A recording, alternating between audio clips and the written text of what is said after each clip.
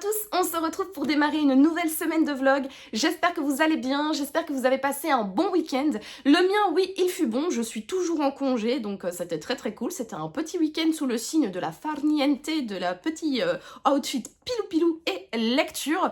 Bon, c'était pas non plus un week-end fifou, hein, parce que j'ai chopé la crève, je sais pas si vous l'entendez, mais ma voix est encore un petit peu rauque et j'ai le nez encore quand même bien bouché, donc voilà, quel plaisir de choper la crève en toutes circonstances, mais encore plus quand on est en vacances. Mais bon, cela ne m'a pas empêché de lire, et comme je vous l'ai expliqué dans mon précédent vlog, et d'ailleurs, si vous l'avez pas encore vu, je vous invite à aller le voir, je vous le mettrai juste ici, donc n'hésitez pas à cliquer pour aller voir ça. Je vous ai expliqué quel livre j'étais en train de lire, et donc je suis toujours dans la lecture du 4e tome de la saga Les Enfants de la Lampe Magique, le réveil de l'Armée Fantôme. Donc je vous ai expliqué dans le précédent vlog qu'en fait Les Enfants de la Lampe Magique, c'est une saga que j'avais lue quand j'étais adolescente, et en fait j'étais persuadée que c'était une trilogie, et en fait pas du tout, c'était une saga composée de 5 livres, mais ça, je l'ai découvert seulement il y a peu. Et donc je me suis commandé le tome 4 et le tome 5, et j'ai enfin pris mon courage à deux mains, et j'ai sorti le tome 4 de ma palle, et je peux vous dire que je passe un excellent moment. Donc pour rappel, en fait, la saga, donc Les Enfants de la Lampe Magique, on suit John et Philippa, qui sont des faux jumeaux qui ont 12 ans, et ils vont apprendre, donc quand ils ont 12 ans, qu'en fait ce sont des djinns. Donc des djinns, c'est l'équivalent des génies, un petit peu comme dans Aladdin, vous voyez le petit bonhomme bleu. Bah voilà, c'est exactement la même chose. Ils aiment bien être dans des lieux confinés, enfin dans des lieux confinés. Ils aiment bien d'être dans un seul lieu confiné qui sont les lampes, que si on frotte, bien évidemment, on nous accorde 3 vœux, hein. Voilà, donc c'est un petit peu vraiment l'équivalent des génies, mais qu'on appelle djinns. Et donc, on va suivre donc leur découverte de ce monde, de leur pouvoir. Ils vont apprendre quelles sont les règles qui régissent l'univers des djinns, quelles sont les règles qui sont propres à leur clan, parce qu'il y a différents clans de djinns. Et donc ils vont apprendre à quoi sert leur clan, pourquoi leur clan est-il ainsi, enfin bref, on va véritablement apprendre toute l'histoire du monde des djinns à travers eux, et on va vivre différentes aventures sur plusieurs tomes. Donc chaque tome, il y a une aventure différente, bien évidemment il y a un fil rouge qui traverse tous les livres, mais à chaque tome, il va avoir une aventure dédiée. Et ici, donc c'est le réveil de l'armée fantôme. Et en gros, ça va nous plonger dans l'univers chinois. Vous voyez cette tombe de l'empereur, je ne sais plus son nom, je vous le mettrai ici, qui a été découverte il y a quelques années avec tous les soldats en terre cuite. Bah voilà, en fait ils vont reprendre, enfin P. Becker, donc l'auteur de cette saga, va reprendre dans ce tome-ci le mystère, ou en tout cas il va reprendre la découverte de la tombe avec tous les soldats chinois en terre cuite. Et il va tisser en fait toute son histoire autour de cela, et bien évidemment il y aura des djinns méchants qui vont essayer de se servir de cette armée pour faire le mal. Voilà, en gros le résumé de ce tome-ci. Et j'avoue, je prends beaucoup de plaisir à lire ce tome. Comme je le disais dans le vlog précédent, il y a la petite Noémie adolescente à l'intérieur de moi qui est excitée à l'idée de replonger dans cet univers. Et la Noémie de 30 ans qui prend vraiment beaucoup de plaisir. Vraiment, j'avais peur, hein, à l'idée de me replonger dans cette saga, parce que j'avais un tellement bon souvenir quand j'étais plus jeune, que j'avais peur en fait, forcément j'ai vieilli, j'ai mûri, pardon, j'ai pas vieilli, j'ai mûri, j'ai grandi, et c'est clair que la Noémie de 12 ans n'est plus la même Noémie de 31 ans, et donc j'avais peur en fait de trouver cette saga un peu trop enfantine à mon goût, et au final, pas du tout. Alors oui, le vocabulaire utilisé est simple, l'histoire n'est pas tarabiscotée, voilà, c'est pas très compliqué, c'est un petit peu cousu de fil blanc, tout se passe bien, les événements s'enchaînent assez facilement. Bon, de temps en temps, il y a un petit bâton qui est mis dans la roue, dans le petit engrenage de l'histoire, mais rien de très grave, quoi. On n'est pas dans un thriller hyper morbide, etc. On sent que c'est un roman pour adolescents, mais clairement, je prends quand même beaucoup de plaisir à le lire, quoi. C'est pas si enfantin que ça, c'est pas... Enfin voilà, j'ai vraiment eu peur pour rien, et là, je passe un très bon moment. J'en suis à la page 231 sur 378, si je dis pas de bêtises. C'est ça, sur 378. Donc il me reste 147 pages, si mes calculs sont bons, pour terminer ce roman. On est aujourd'hui le lundi 30 décembre, donc demain nous sommes le 31, le dernier jour de l'année 2024. Donc j'espère le terminer avant la fin de l'année parce que j'ai pas envie de me le traîner sur 2 années. Voilà, j'ai envie de conclure cette année 2024 avec des livres terminés. Et demain, donc, avec mon mari, on part à Paris pour fêter le Nouvel An avec mon amie Lucie. D'ailleurs, coucou Lucie, si tu passes par là. Et donc, j'ai pas envie d'emmener à Paris avec moi un aussi grand roman, parce que c'est un grand format, hein. Et puis, potentiellement, parce qu'en fait, celui-là, c'est mon 84e livre de l'année. Et donc, je me dis, ce serait pas mal de faire une année 2024 à 85 livres. Je suis fan normalement des chiffres ronds, des chiffres pairs, mais j'aime bien quand même les chiffres impairs quand c'est 5, quand il y a un 5 quelque part. Et je trouve que 85, ça pourrait être pas mal. Donc j'aimerais bien terminer ce livre rapidement, potentiellement ce soir, mais je pense pas, demain matin avant de partir. Ainsi pour le TGV, je me prends un petit livre, peut-être la biographie de Britney Spears, que je pourrais dévorer en 2h, 2h30 et peut-être gratter une petite demi-heure de lecture quand mes amis se prépareront pour notre fête du Nouvel An. Et donc ainsi monter mon score, c'est pas un score, mais mon nombre de lectures de l'année 2024 ainsi à 85. Ça pourrait être sympa, donc je vais essayer de me challenger pour le dernier jour qui nous reste en 2024. Et puis voilà, on verra. Bon, si je réussis pas, c'est pas grave, hein, c'est pas non plus un drame, hein. Il y a pire, notamment le fait d'avoir un rhume, hein, et de terminer l'année avec le nez bouché, c'est quand même naze, non? Bon, de toute façon, quoi qu'il en soit, vous en saurez plus dans les prochains rushs, hein. Donc ce sera un vlog qui se fera sur 2 années, hein. On commence le vlog en 2024 et on le clôturera en 2025. Ouh là là, quelle faille temporelle, génial. Bon, sinon, moi je vais vous dire à plus tard et je vous souhaite déjà quand même une bonne année, une bonne santé et à l'année prochaine pour le prochain rush. À plus tard.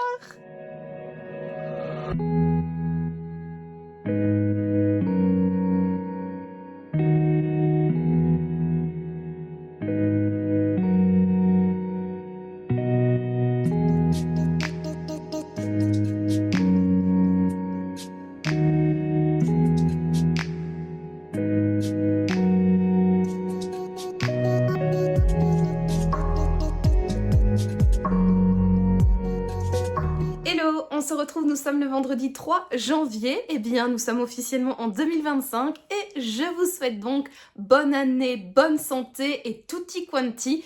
J'espère que vous avez fait une bonne glissade dans 2025, comme on dit par chez nous, hein, ici au Luxembourg pour la nouvelle année, on souhaite un good rutsch, donc une bonne glissade dans la nouvelle année.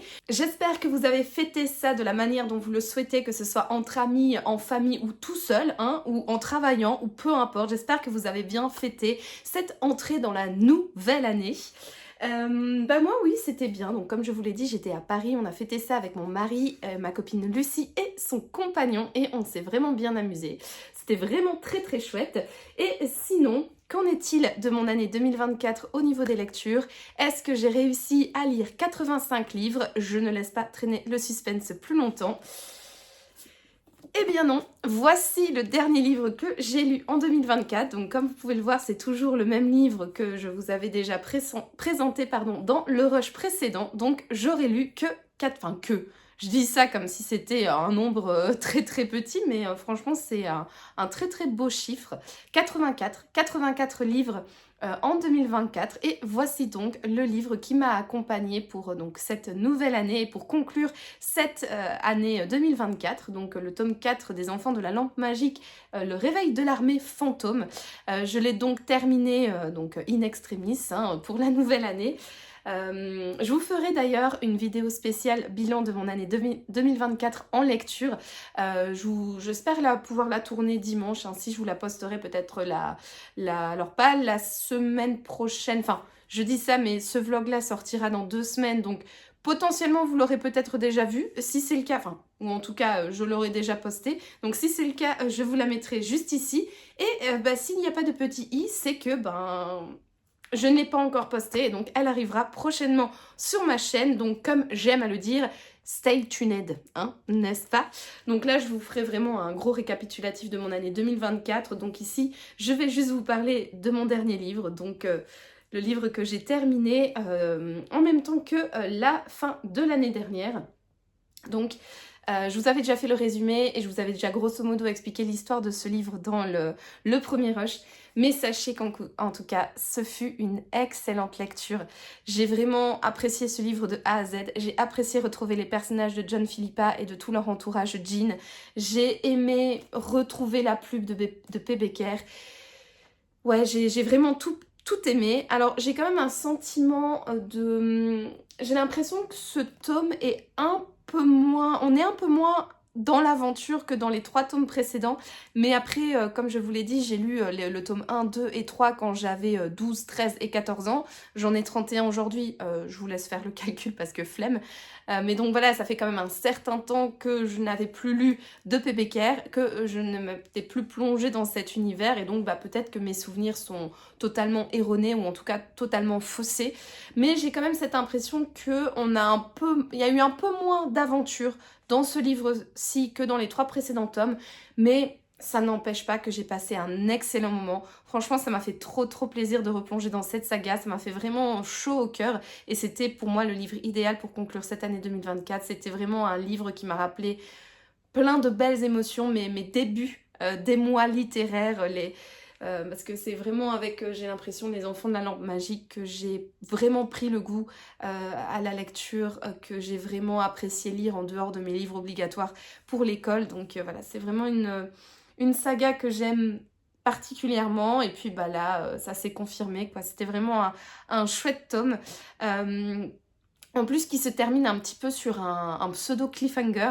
Là, on s'arrête sur l'annonce que la maman des jumeaux veut faire. On se doute, nous, en tant que lecteurs, vu qu'on a suivi toute l'histoire à travers le tome, mais on ne sait pas trop quand même comment elle va annoncer la chose, ou en tout cas comment elle va le tourner, quelles sont les solutions qu'elle va vouloir apporter à ce problème. Et donc, on termine comme ça, de manière assez abrupte, ce 4e tome, et donc j'ai hâte d'enchaîner avec le 5e.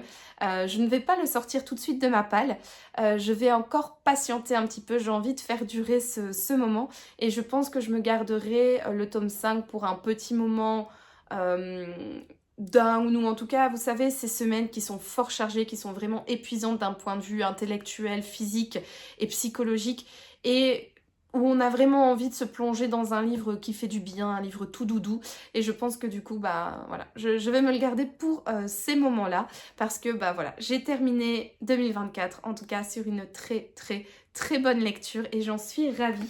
Et le début de l'année 2025, en fait, est sur la continuité de cette fin d'année 2024. Parce que, donc, j'ai sorti de ma palle un livre le 2 janvier. Et je l'ai lu en une journée. Je l'ai dévoré. C'est un livre que j'ai adoré et je peux déjà vous dire que j'ai mon premier coup de cœur de l'année 2025. Voilà, première lecture, premier coup de cœur. Donc cette année s'annonce, en tout cas d'un point de vue lecture, vraiment très bien parce que voilà, je ne fais pas durer le suspense plus longtemps non plus. Quel est le livre que j'ai sorti de ma palle et qui m'a donné tant d'émotions ?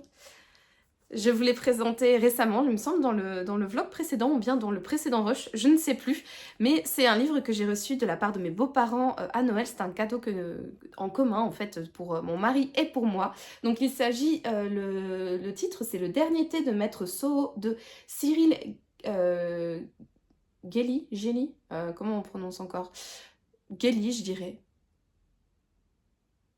Bref, Gély ou Gély, voilà, de Cyril. Donc ici aux éditions Arléa. Coup de cœur, véritablement sur ce livre-là. Donc on suit, donc c'est Ibuki qui est la fille d'un maître, enfin d'un monsieur qui fait du saké, je sais pas comment on appelle, d'un producteur de saké. Et en fait, elle est prédestinée à suivre les traces de ses ancêtres et à elle aussi devenir productrice de saké, sauf qu'en fait, elle ne veut pas. Elle veut devenir samouraï. Sauf qu'on est dans une époque, en fait, on est au tout début de l'ère Meiji, donc l'histoire commence en 1853 et elle continue en 1870-75. Voilà, on est dans ces environs-là, donc on est en pleine ère Meiji. Donc c'est à cette période-là que le Japon s'est ouvert sur le monde, c'est à cette période-là que le Japon donc, est entré dans la modernité et a vraiment aboli tout ce qu'il... tout en fait sa culture médiévale qui avait subsisté pendant un très très long moment. Donc par exemple les samouraïs, ce n'était plus une caste forte présente dans la société. Les samouraïs ne servaient entre guillemets plus à rien, n'avaient plus de fonction politique et de fonction guerrière. Et donc quand elle annonce qu'elle veut devenir samouraï, son père déjà s'énerve parce que c'est une fille ne peut pas devenir samouraï. Et puis surtout elle est destinée à suivre la voie de la famille, à travailler dans le saké. Et puis, avec le Japon qui s'ouvre sur la modernité, les samouraïs ne servent plus à rien, donc pourquoi aller s'enfermer dans la tradition alors que le pays va vers la modernité. Mais Ibuki n'en a que faire et en fait, elle va traverser le Japon pour aller demander à un samouraï de la former. Ce samouraï, on va apprendre son histoire à travers le roman. Au début, il va pas trop être d'accord de former Ibuki et puis au final, il va céder et il va lui apprendre à devenir un samouraï. Mais pour devenir samouraï, il faut également s'éduquer sur d'autres points comme par exemple la poésie, la calligraphie et il va également lui apprendre à apprécier le thé, à faire le thé, à différencier les différentes sortes de thé et on va véritablement tourner autour de cette culture et cet enseignement autour de cette boisson typique du Japon. Alors, s'ensuit après toute une autre, la suite des aventures d'Ibuki et de ce maître du Kuso. Et c'était vraiment trop bien. C'était une trop belle histoire. Cyril Gelly ou Gelly, c'est véritablement quelqu'un qui arrive à retranscrire dans ses romans l'atmosphère d'un roman japonais à travers sa plume, à travers l'ambiance qu'il donne. Les livres japonais, c'est toujours une ambiance très particulière, c'est toujours très apaisant, je trouve. C'est toujours également très pudique comme livre. On n'utilise pas beaucoup de mots pour exprimer les choses et donc le vocabulaire et les tournures de phrases sont véritablement réduites à l'essentiel. Et là, j'ai véritablement retrouvé en fait toute l'atmosphère et l'agréabilité, si ça se dit, des romans japonais dans ce livre-là. C'était un roman très agréable, qui se lit extrêmement vite, les chapitres sont courts, l'histoire est bien dosée, tout, c'est vraiment très très bien écrit, c'est hyper agréable comme roman, c'est beau, c'est très poétique.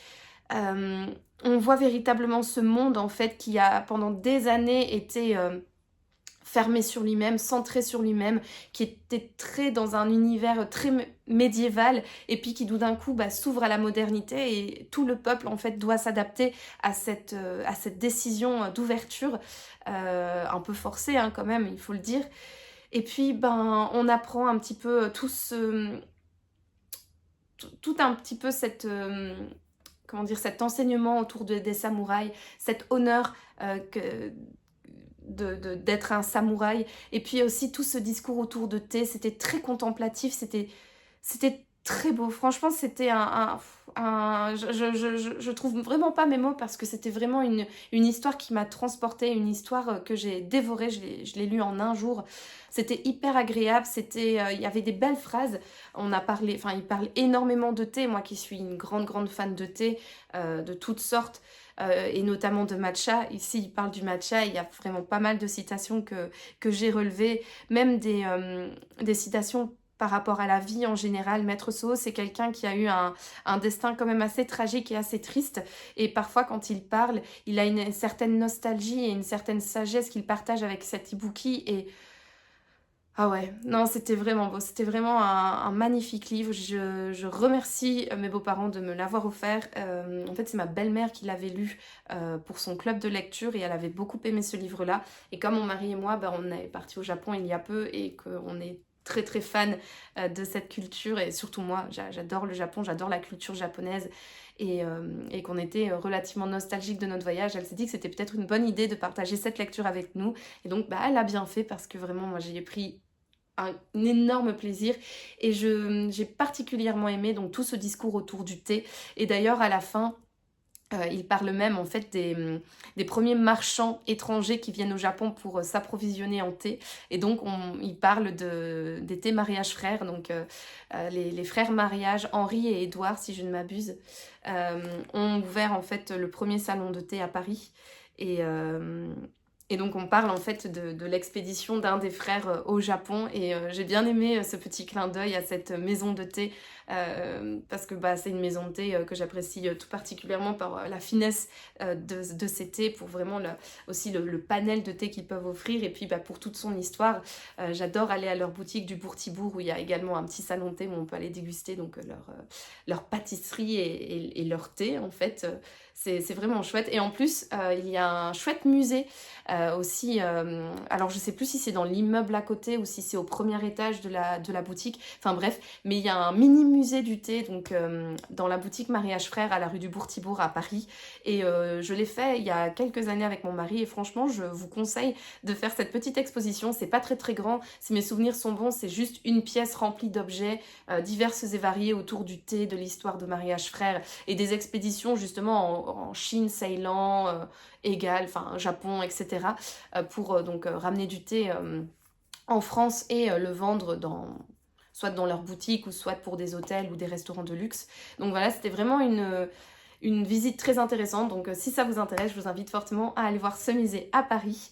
Et sinon, donc pour terminer avec mon avis lecture de ce livre-là, ouais, véritablement un gros coup de cœur. C'était très émouvant aussi également comme lecture. J'ai eu une petite larme à l'œil, je vais pas mentir, à un moment donné, j'ai eu les larmes qui sont montées. Elles ne sont pas coulées, hein, elles n'ont pas ruisselé sur mon visage, mais elles étaient bien présentes, et franchement, c'est une lecture qui m'a transportée, qui m'a vraiment plu. Et si vous aimez la littérature japonaise, si vous avez envie de lire un livre qui se lit rapidement, qui est assez agréable et qui parle de belles choses, notamment de thé, mais également de la volonté en fait de prendre son destin en main, et également de la volonté comment dire, de peut-être réparer les erreurs qu'on a faites dans le passé, et de se donner une seconde chance, et de donner également sa chance à l'autre, même si l'autre est différent. Eh bien, je vous conseille véritablement cette lecture. Donc, le dernier thé de Maître Soho, c'était magnifique, très très beau. Ma première lecture de 2025, et c'est un coup de cœur. Donc voilà, pour ce livre-là, j'ai ensuite enchaîné avec un autre livre. Alors là, on est diamétralement opposés. Ce n'est pas du tout la même chose. Et en fait, là, c'est un livre que j'aurais normalement dû lire en 2024. Parce que l'année passée, avec mes copines de book club, au mois de janvier, nous nous sommes donné des défis littéraires. Donc, avec Stéphanie et Sophie, chacune avait un défi à donner à l'autre. Donc, et Stéphanie et Sophie m'ont donné un défi. Et Sophie, son défi, c'était que je lise une biographie d'un personnage contemporain. Parce qu'en fait, c'est véritablement un genre que je ne lis jamais. Parce que bah c'est pas question que ça m'intéresse pas, mais enfin si les personnages contemporains, oui, ça m'intéresse pas, mais si on parle de personnages anciens comme bah, par exemple, je sais pas, la reine Cléopâtre ou Marie-Antoinette ou toutes les femmes fortes qui ont vécu sur cette planète, oui, ce sont des biographies qui m'intéresseraient, mais contemporain, non, pas du tout. Je suis historienne de l'art, et donc forcément c'est plutôt des biographies historiques qui m'intéressent. Et donc bah, c'est pourquoi Sophie m'avait proposé ce défi-là, parce que bah, c'est un genre que je ne lis jamais, et en plus bah, pour vraiment sortir de ma zone de confort, laisser l'histoire de côté et être focus sur l'époque contemporaine. Et donc ben, j'avais acheté un livre. Je vous l'avais présenté dans l'un de mes précédents vlogs, quand nous avons fait notre petit book club à Metz. J'avais acheté la biographie de Britney Spears, et donc ben, c'est ce livre-là que j'ai choisi de lire pour ce défi-là. Alors, je vais pas dire que je suis en retard pour ce défi, c'est totalement faux. Nous sommes début 2025. L'année 2024 est encore toute proche, donc j'estime être encore relativement dans les temps si on prend le quart d'heure académique, mes versions jour et année. pour lire ce livre-là. Donc je l'ai commencé hier, si je ne dis pas de bêtises, bah oui, juste après avoir terminé le dernier thé de Maître Soho. Et j'en suis pour l'instant à la page 170 sur 279. Voilà, donc voilà, il me reste une centaine de pages à lire. Et franchement, c'est un livre qui se dévore. J'avoue, j'avais pas nécessairement beaucoup d'attentes de base. Alors j'ai ma copine Lucie, donc ma copine parisienne, qui l'avait lu à sa sortie et qui me l'avait chaudement recommandé parce qu'elle me disait voilà, tu verras, ça se lit vite, c'est hyper agréable, on apprend plein de choses, c'est pas du tout enfin elle ne s'apitoie pas sur son sort, c'est très factuel et franchement c'est un livre qui est intéressant si on s'intéresse donc à la vie de Britney Spears. Et donc c'était resté dans un coin de ma tête et quand Sophie du coup m'avait proposé de ce challenge littéraire, je me suis tout de suite dit bah tiens, je lirai bien la biographie de Britney Spears vu que bah, Lucie me l'avait chaudement recommandé. Et en fait, ben, Lucie a totalement raison, hein, c'est un livre qui se dévore, c'est écrit, c'est très bien écrit je trouve, alors je sais pas si elle avait quelqu'un l'a écrit pour elle ou si c'est véritablement elle qui l'a écrit, j'ai aucune idée là-dessus, je vais pas spéculer, ça ne m'intéresse pas. Mais le fait est que je trouve que c'est vraiment bien écrit. Et ben, franchement, c'est un livre qui me serre vraiment le cœur.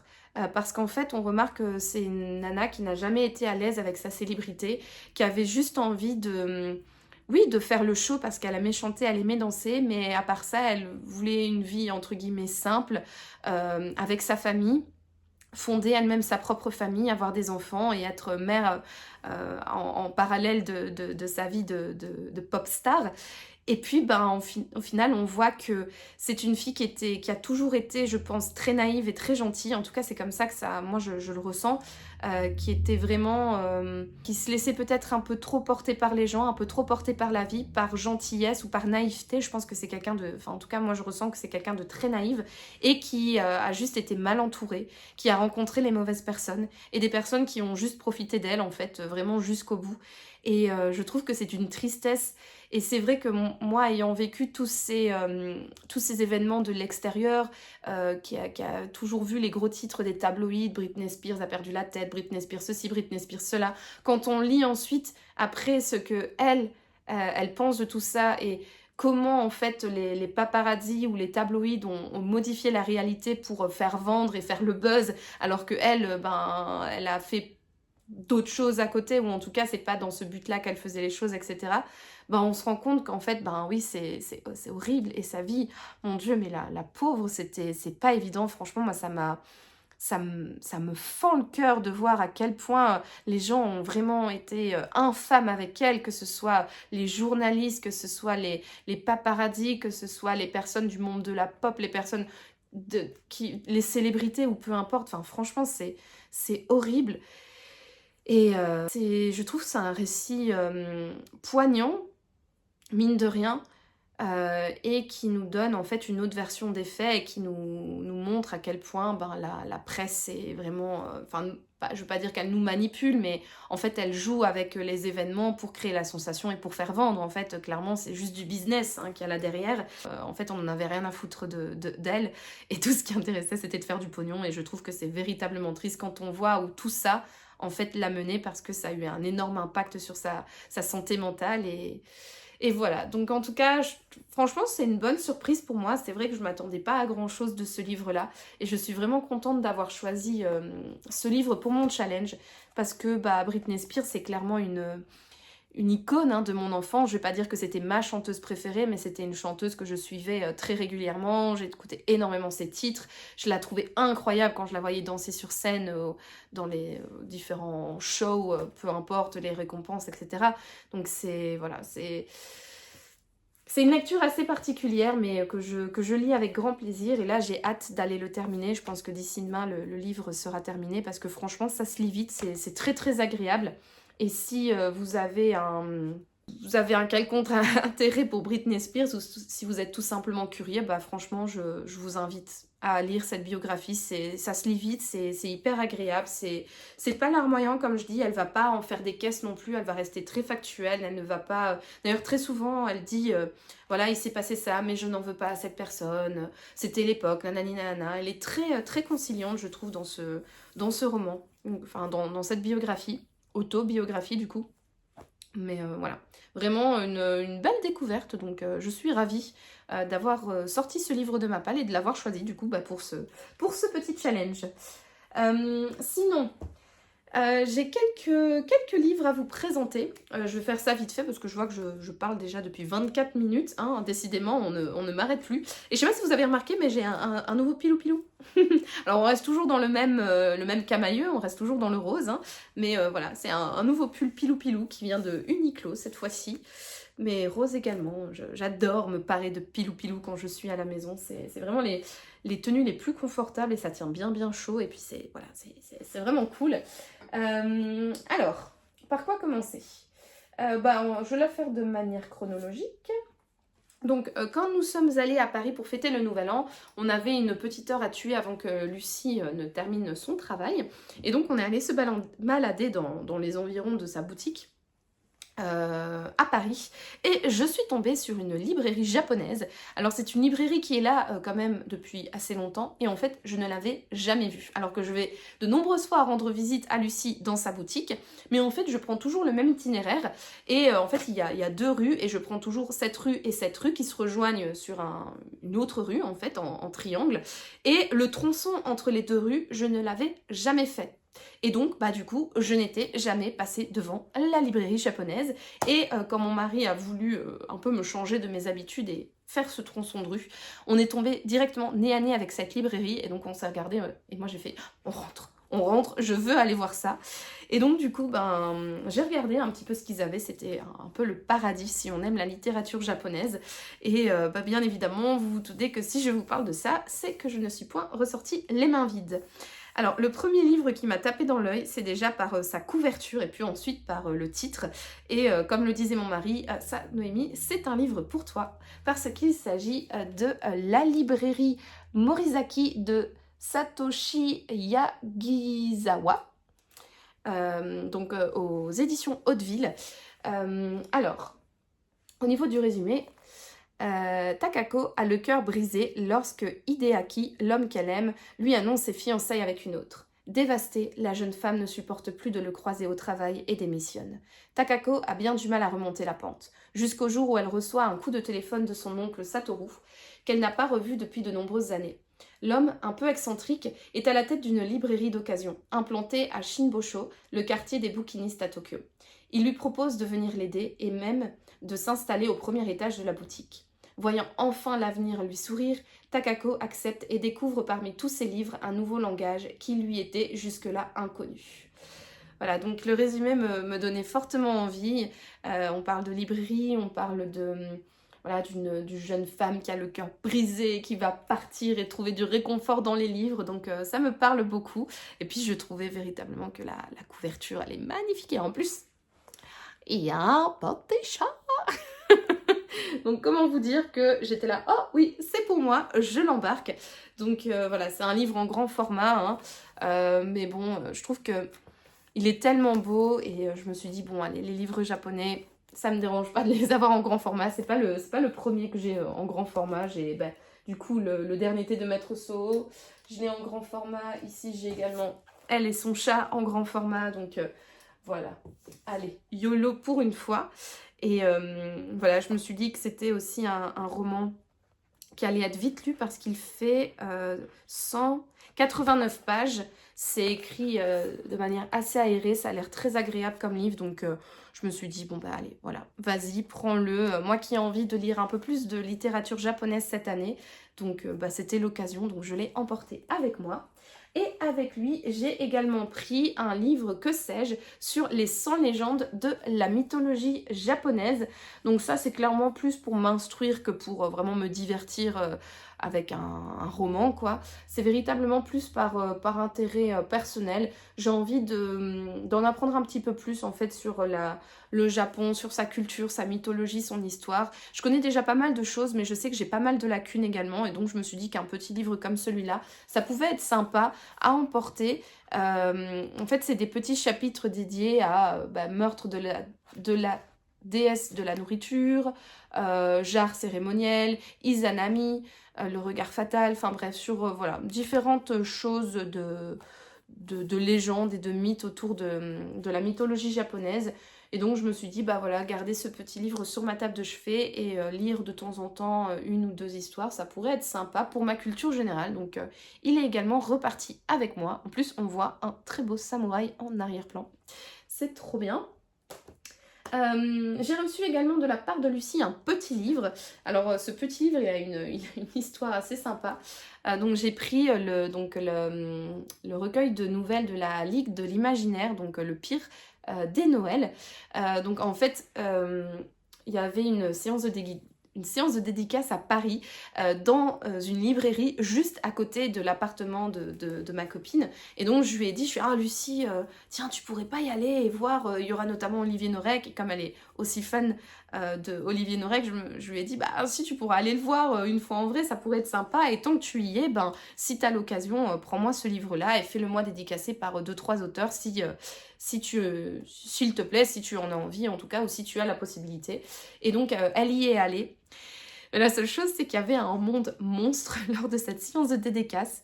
Et la malheureuse est restée, je pense, 2h30 dans la librairie à faire la file et à attendre que que tous les auteurs présents lui dédicacent le livre. Donc heureusement, j'ai, je pense, une dizaine de dédicaces en tout. Mais voilà, donc pas à n'importe quel prix. Donc Lucie m'a bien maudite une fois qu'elle est ressortie, parce que la pauvre, en plus, elle sortait du travail, elle termine à 19h, elle est arrivée à 19h30 là, elle est rentrée chez elle, je pense qu'il était 22h passé, enfin bref, je pense qu'elle n'a pas passé une très très bonne soirée, mais en tout cas, elle m'a ramené avec quand même un grand sourire, donc ce livre-là qui a été dédicacé par plusieurs auteurs. Alors encore pour la petite anecdote, la majorité des dédicaces ne me sont pas adressées, enfin elles sont à mon nom, à Noémie, mais en fait Lucie, on avait marre d'expliquer à tous les auteurs que c'était qu'elle s'appelait Lucie, mais qu'elle prenait ce livre-là pour moi, donc sa copine Noémie, et à la fin elle lisait juste pour Noémie, et donc en fait les auteurs croyaient que c'était elle, et comme elle a un style très particulier, bah, y a parfois des dédicaces qui sont voilà, dédiées à ce style, ou en tout cas qui lui rendent hommage, mais avec mon nom. Donc par exemple, il y a Johanna Gustafsson, je l'ai vue cette dédicace. Pour Noémie, au style et à la beauté hors du temps. Non, c'est pas moi qui ai un style et une beauté hors du temps, c'est ma copine Lucie. Donc, donc voilà. Donc c'est assez drôle, c'est une anecdote en plus sur ce petit livre. Mais en tout cas, je remercie encore une fois Lucie pour avoir fait la queue et avoir attendu autant de temps pour que je puisse avoir ce livre et pour me le faire dédicacer par plusieurs auteurs. Parce que malheureusement, ce livre-là, au début, je pensais pas le lire ou le prendre, et quand je me suis décidée, c'était lors du salon Iris Noir, et il était malheureusement en rupture de stock, donc je n'ai pas pu me le procurer à ce moment-là. Et comme Lucie m'avait quand même gentiment proposé, si j'en avais envie, de passer me le prendre et me le faire dédicacer, donc je lui avais dit bon bah vas-y, mais vraiment t'es pas obligée, mais ça me ferait plaisir. Bah voilà, elle l'a fait et j'en suis ravie, donc ça ajoute une petite saveur supplémentaire à mon livre. Et donc un nouveau livre qui rejoint ma palle. Alors pour être tout à fait honnête, je sais pas si je vais le lire là maintenant tout de suite, parce que clairement, même si on a encore le sapin à la maison et que les fêtes ne sont pas si lointaines, j'ai plus trop le mood en fait à lire des romans de Noël. Mais voilà, à voir. Peut-être que je commencerai à lire une ou deux nouvelles bientôt, et si pas, bah, je me le garde bien au chaud pour l'année prochaine. Dernier livre que je vais vous présenter aujourd'hui, c'est un livre en fait qui était dans ma wishlist depuis un certain temps, enfin depuis 1 an en fait pour être honnête, parce que l'année dernière j'ai gagné un concours sur Instagram, et j'avais reçu dans ce concours-là un livre de Preston and Child qui faisait en réalité partie de la saga de l'inspecteur Pendergast. Et c'était, je pense, c'était un tome très très éloigné dans cette saga. Je pense que c'était le 10e, 12e ou 14e tome, enfin je sais plus, mais en tout cas un tome véritablement très loin dans la saga. Et je me suis dit, bon, c'est peut-être un peu con de lire ce livre-là hors contexte. Ce serait peut-être bien de se mettre un petit peu dans le bain et de commencer cette saga par le début. Et donc j'avais noté le tome 1 de la saga de l'inspecteur Pendergast, oui c'est bien ça, dans ma wishlist du coup, en me disant bah tiens, si un jour j'ai l'occasion et si je croise le chemin de ce livre-là, je l'achèterai. Seulement en 1 an, soit je n'ai pas fait attention, soit je n'ai pas véritablement cherché, mais le fait est que je n'ai pas croisé la route de ce livre-là. Jusqu'à hier, je suis allée faire des courses au Cora de Messancy, Et en allant faire un tour parmi la section des livres, ils ont quand même une grosse section de BD, romans, thrillers, polars, livres de cuisine, etc. Enfin, ils ont vraiment une chouette sélection de bouquins dans ce Cora-là. J'y suis passée, mais juste pour dire de jeter un coup d'œil. Et là, mon regard croise le chemin de Relique, donc le premier tome de l'inspecteur, enfin de la saga qui met en scène l'inspecteur Pendergast, donc de Preston and Child. Donc je me suis dit, serait-ce pas un signe? Est-ce que je ne prendrais pas ce livre-là parce que je n'ai pas eu l'occasion de croiser beaucoup de fois sa route en un an, et je me suis dit, vas-y YOLO, je suis encore en vacances, je fais les courses pépouze, je mérite une petite récompense, et donc j'ai emporté avec moi donc du coup ce tome-ci qui parle de... Le Muséum d'histoire naturelle de New York prépare une grande exposition sur les croyances mystiques des peuples primitifs. Mais une série de meurtres sauvages sème la panique. D'où vient cette présence énigmatique qui semble hanter les recoins du musée? C'est ce qu'Aloysius Pendergast, expert du FBI, est bien décidé à découvrir. La réponse pourrait se trouver dans les sous-sols, là où ont été oubliées de mystérieuses caisses. Dernier vestige d'une expédition en Amazonie dont personne n'est revenu. Ok, maintenant je me souviens pourquoi je l'avais ajouté dans ma wishlist, parce que le résumé me donne fortement envie. Je sais pas quand est-ce qu'il est sorti ce roman-là, mais ça doit faire quand même un certain temps, j'ai l'impression. 1996, ah ouais, quand même. Ah ouais, ça date, hein. Ouais, bon, à voir du coup ce que ça va donner. En tout cas, je sais que beaucoup. J'ai quand même quelques personnes qui m'ont recommandé la saga de Preston and Charles. Rien à voir. De Preston and Child en me disant que c'était potentiellement des auteurs ou en tout cas un style de livre qui pourrait m'intéresser, que l'inspecteur Pendergast était aussi un personnage assez intéressant et que ça pourrait me plaire. Donc voilà, après moultes années, je sais pas si ça se dit, mais en tout cas après de nombreuses années, je les écoute enfin, et donc le premier tome de cette saga rejoint donc ma palle. Voilà. Eh bien, écoutez, j'ai bien blablaté encore pour aujourd'hui. Demain, je vais à Metz avec ma copine Sophie. On va normalement tourner une vidéo pour ma chaîne YouTube, que vous verrez normalement sous peu. Je sais pas trop ce qu'on va faire, mais bon, on verra, et de toute manière, vous le verrez également sur cette chaîne. Si on filme quelque chose, voilà, la vidéo sera sans doute en ligne d'ici peu. Donc voilà, j'ai hâte. On va bien évidemment aller faire un tour en librairie, donc il se pourrait bien que... j'achète quelques petits trucs. J'ai une wishlist relativement petite parce que j'aimerais bien me limiter un petit peu dans les achats de livres, parce que ces derniers mois j'ai vraiment bien abusé, et il serait peut-être temps de faire baisser ma palle. Je l'ai bien fait diminuer pendant ces vacances, clairement, parce que j'ai bien lu, mais là dès lundi je reprends le travail, et donc j'aurai moins de temps pour lire, et qui dit moins de temps pour lire dit moins de vidage de palle, en tout cas moins rapidement, et donc je vais essayer d'éviter de la remplir trop vite, parce que là franchement elle déborde, ça en devient indécent. Mais bon, bref, on verra donc, parce que je dis ça, mais si ça tombe, je vais revenir demain avec une pile comme ça de bouquins, donc voilà. En tout cas, vous verrez ça dans le prochain rush, et donc je vous dis à plus tard.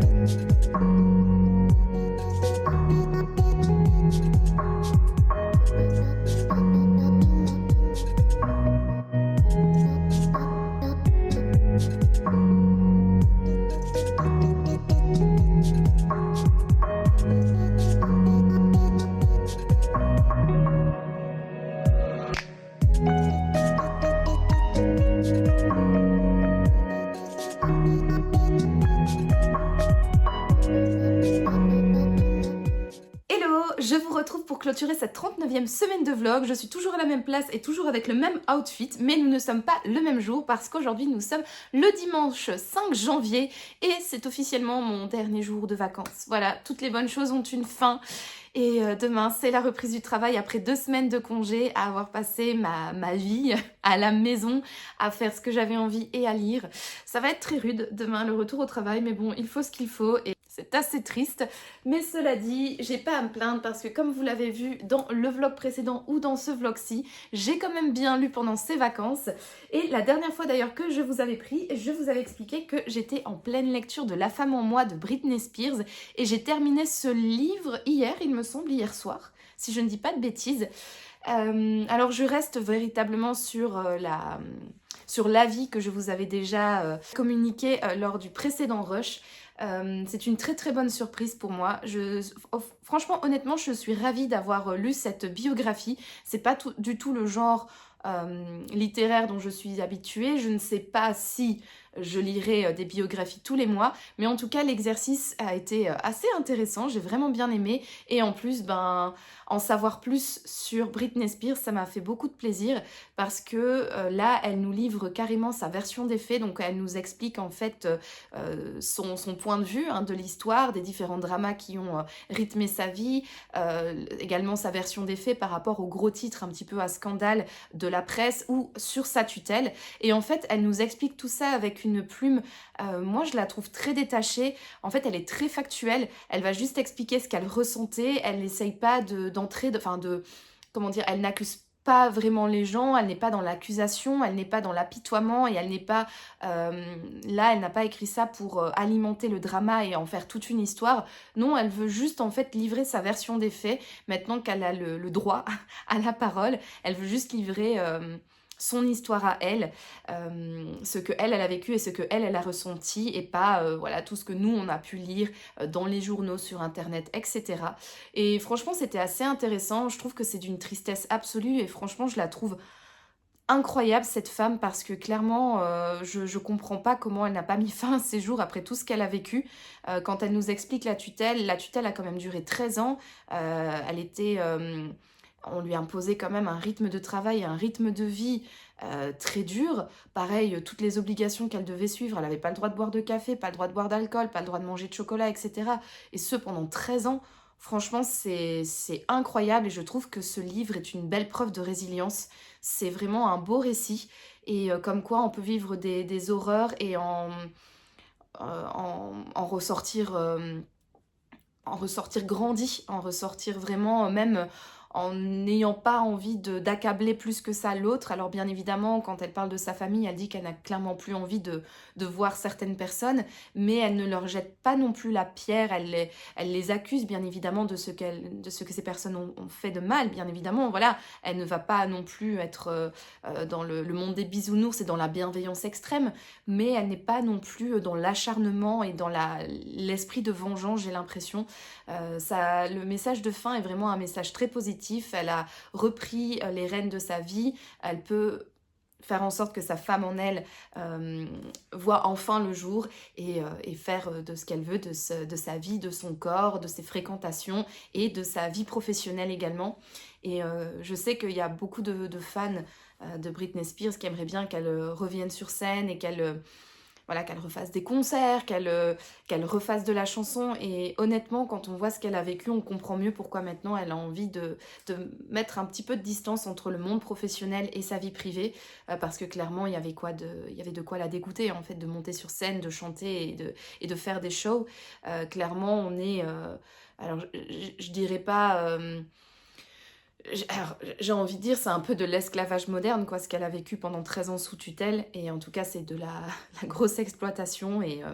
Elle explique tout ça vraiment, comme je l'ai dit, de manière très factuelle, très détachée dans ce livre. Et c'est une très très belle surprise, en tout cas pour moi. Je m'attendais pas à prendre, entre guillemets, autant de plaisir à lire cette biographie. D'autant plus que je trouve que c'est vraiment bien écrit. C'est pas de la grande littérature, clairement, c'est pas écrit avec des mots et des envolées littéraires, mais honnêtement, c'est fluide, on est bien dans le livre et les chapitres, en fait, se bouffent à la vitesse VV prime et sans s'en rendre compte, en fait, on arrive à la fin de ce roman et en fait, elle arrive à nous captiver et à à nous faire vivre avec elle tout ce qu'elle a vécu pendant toute sa vie, donc depuis sa jeunesse jusqu'à la fin de sa tutelle. Donc voilà, une très belle surprise pour moi. Donc je remercie encore une fois Sophie de m'avoir convaincue ou de m'avoir poussée à sortir de ma zone de confort pour lire une biographie,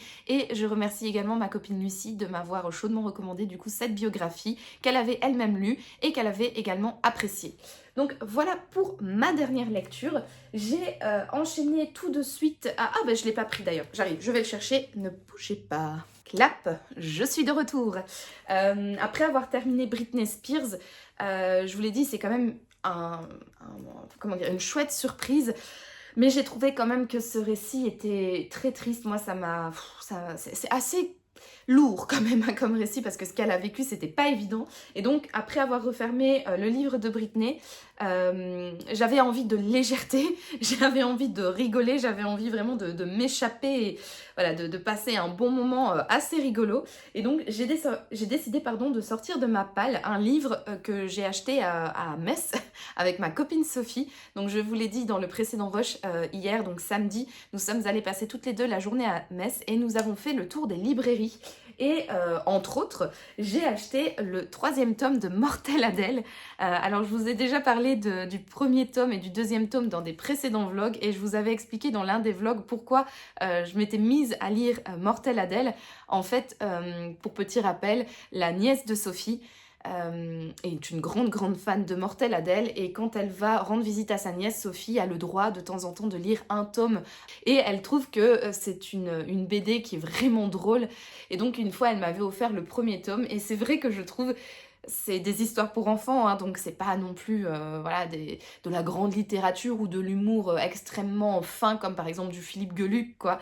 C'est un humour assez basique, un peu cruel parfois de temps en temps, parce qu'elle a un sale petit caractère, Adèle, mais franchement ça fait le taf, on passe un bon moment quand on lit ces BD, et même si c'est des BD pour enfants, moi j'aime bien de temps en temps en acheter une pour la lire. C'est divertissant, c'est rafraîchissant, c'est vachement drôle, et franchement après le livre de Britney Spears, c'était exactement ce dont j'avais besoin. Et donc bah voilà, j'ai acheté samedi et j'ai lu directement dans la foulée le 3e tome de Mortelle Adèle, donc c'est pas ma faute.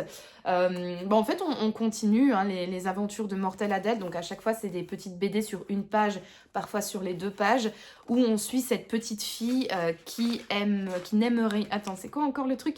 J'aime personne, je n'aime pas tout le reste. Voilà, elle a un sacré caractère, elle déborde d'imagination pour faire souffrir ses collègues de classe et pour faire souffrir également son chat Ajax. Franchement, elle lui fait subir des horreurs, c'est horrible, elle devrait être emprisonnée cette petite, clairement.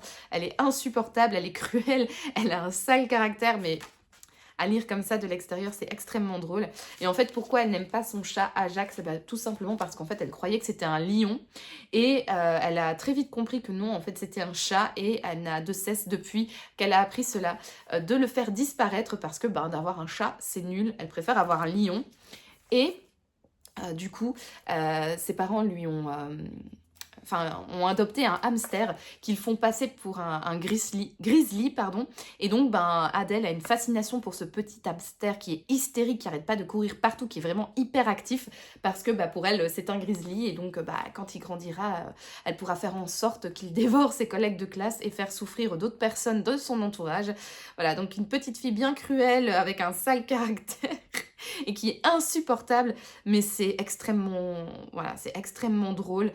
J'aime bien Mortelle Adèle. Franchement, je me suis attachée à ce petit personnage et surtout à son petit chat. Et franchement, à chaque fois qu'elle lui fait subir des horreurs, je peux pas m'empêcher d'avoir mon petit cœur qui se serre et d'être secrètement contente qu'elle ne réussisse pas à lui faire de mal. Voilà, donc... une petite lecture rafraîchissante après la lourdeur du récit de Britney. Et une fois que j'avais terminé Mortelle Adèle, c'était l'heure d'aller dormir, bien évidemment. Hein, mais j'ai quand même choisi ma prochaine lecture, que j'ai d'ailleurs commencé ce matin. Et j'ai choisi de sortir de ma palle un roman japonais. J'ai envie, en 2025, c'est l'un de mes objectifs de 2025, de lire au moins une fois par mois un roman japonais. Alors ce mois-ci, j'en ai déjà lu un, je vous l'ai présenté dans le précédent rush, mais j'avais envie. J'ai un livre qui traîne dans ma palle depuis 1 an, et j'avais fortement envie de l'en sortir. Et donc j'ai choisi de lire Elle et son chat de Makoto Shinkai et Naruki Nagakawa. Donc en fait dans cette histoire on suit Shobi qui est un chat, un petit chaton qui donc est né dans la rue, il était dans un carton, il était presque à la mort et il se fait adopter par une jeune demoiselle qui s'appelle Miyu.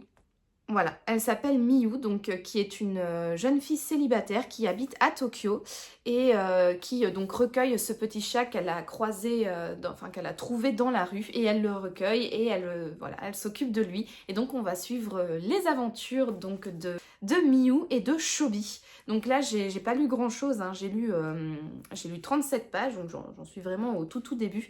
Mais ce qui est assez drôle c'est qu'en fait on alterne le point de vue du chat et puis le point de vue de sa maîtresse.